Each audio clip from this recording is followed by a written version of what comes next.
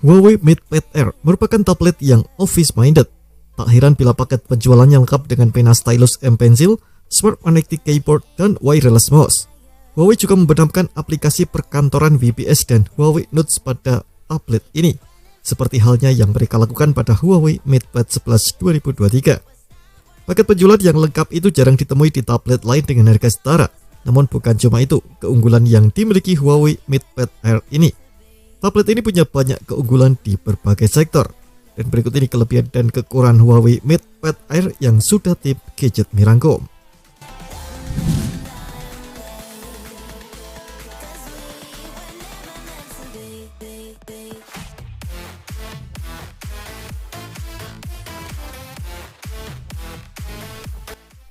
Penampilan sisi belakang Huawei MatePad Air cukup mirip dengan MatePad 11 2023. Kemiripannya terletak pada modul kamera yang berbentuk jengkung ke dalam dengan posisi di pojok kiri atas. Namun, jika MatePad 11 2023 memakai tekstur seperti serpihan pasir atau sandblasted, MatePad Air menggunakan tekstur halus. Penutup belakangnya pun diklaim anti-sidik jari sehingga tak mudah dekil. Secara dimensi, ketebalan bodinya 6,4 mm sedangkan bobotnya 508 gram. Itulah alasan mengapa tablet ini cocok bagi mereka yang punya mobilitas tinggi. Adapun Huawei MatePad Air hadir dalam dua pilihan warna yakni putih dan hitam.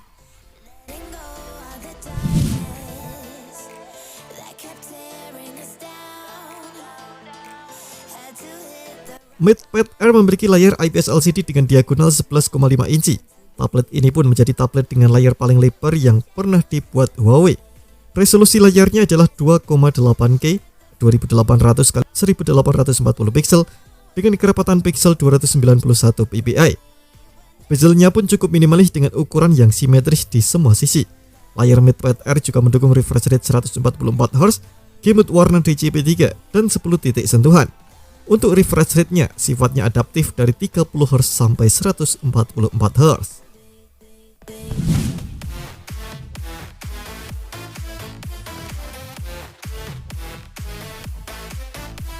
Layar lega dengan sertifikasi Widevine L1 adalah salah satu kabar baik bagi para pecinta film. Namun ada satu hal lagi di tablet ini yang mampu meningkatkan pengalaman menonton film.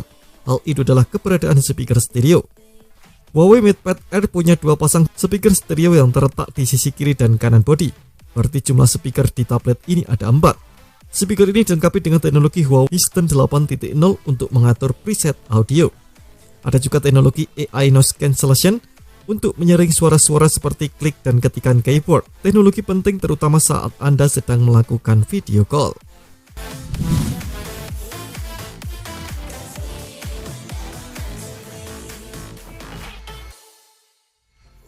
Chipset Qualcomm Snapdragon 888 pernah jadi SoC paling populer dipakai flagship rilisan 2021.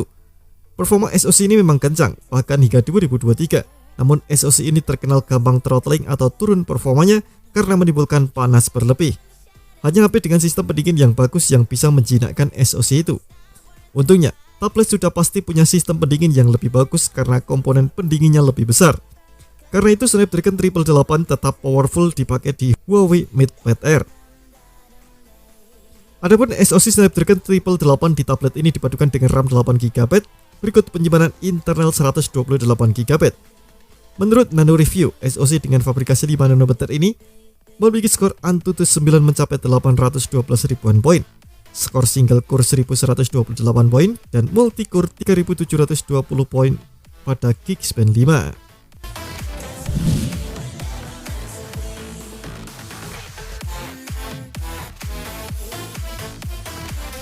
Huawei MatePad Air dilengkapi dua kamera, satu kamera belakang dan satu kamera depan. Kamera belakangnya punya resolusi 13 megapiksel autofocus dan didampingi satu lampu flash. Kamera utama ini mampu merekam video hingga resolusi 4K di 30 fps. Untuk kamera depan, resolusi yang digunakan adalah 8 megapiksel dengan fokus tetap atau fixed focus. Kamera depan sang tablet ini bisa menghasilkan video dengan resolusi maksimal Full HD 30 fps. Yang paling menarik untuk dibahas dari dua kamera itu adalah kamera depannya. Alasannya ada dua. Pertama, posisi kamera ada di sisi terpanjang bezel layar. Ini adalah posisi kamera depan yang paling ideal buat tablet. Kedua, kamera depan MatePad Air menggunakan lensa ultrawide dengan ruang pandang 105 derajat dan dilengkapi dengan fitur cerdas follow cam.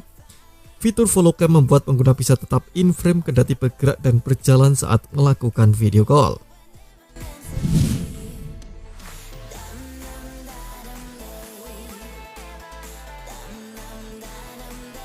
Produktivitas tak akan maksimal jika perangkat yang Anda pakai tak punya daya tahan baterai prima.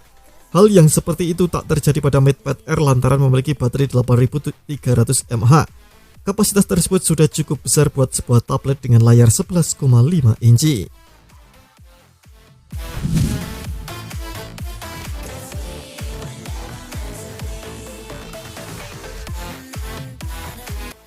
Salah satu faktor yang bisa membuat Anda lebih memilih MatePad Air ketimbang MatePad 11 2023 adalah fitur USB Display Out. Saat Huawei MatePad 11 2023 hadir, banyak yang memuji perangkat ini, tetapi mereka mengkritisi pemakaian port USB Type-C 2.0 yang berefek perangkat tak bisa melakukan USB Display Out. Hal tersebut juga beralasan mengingat Huawei MatePad 11 2021 punya kemampuan untuk melakukan USB Display Out, sesuatu yang kemudian hilang di Huawei MatePad 11 2023.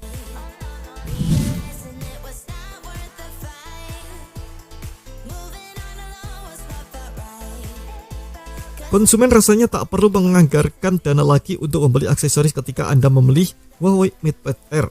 Pasalnya, aksesoris yang disertakan dalam paket penjualan ini sudah lengkap. Kepala charger 40 watt dan kabel USB Type-C ada. Lalu ada juga keyboard magnetic, wireless mouse, dan juga pena stylus M Pencil. 3 aksesoris yang disebut terakhir total harganya mencapai 3,5 jutaan jika dibeli secara terpisah. Adanya aksesoris yang lengkap pun membuat MatePad Air terasa mudah dibandingkan kompetitornya.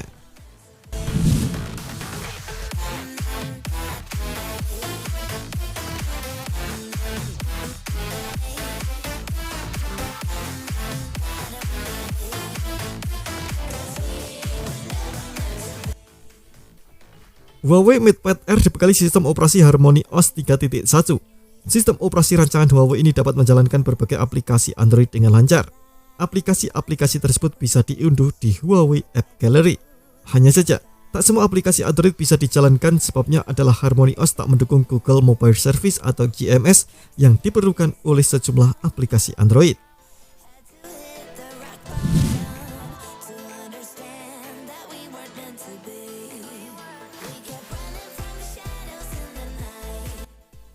Ruang simpan memori internal 128GB sebenarnya tak terlalu kecil, namun pengguna kurang bisa leluasa untuk memasang banyak aplikasi ataupun menyimpan file.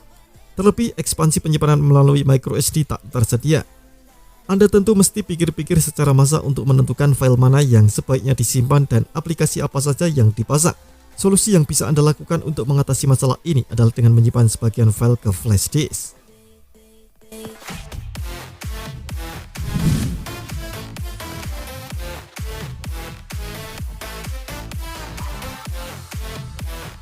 Huawei MatePad Air sebenarnya bisa difungsikan sebagai navigator. Berbagai standar navigasi didukung oleh tablet ini, misalnya saja GPS. Sayang tablet ini tak mendukung jaringan seluler, sehingga membuatnya kurang sip dalam hal konektivitas. Tablet ini Wi-Fi only alias hanya bisa terhubung ke internet lewat jaringan Wi-Fi, entah itu dari modem, repeater, ataupun tethering dari smartphone. Terima kasih telah menonton video ini, jangan lupa subscribe dan aktifkan loncengnya untuk mendapatkan informasi menarik seputar gaming terbaik dari Gadget Me.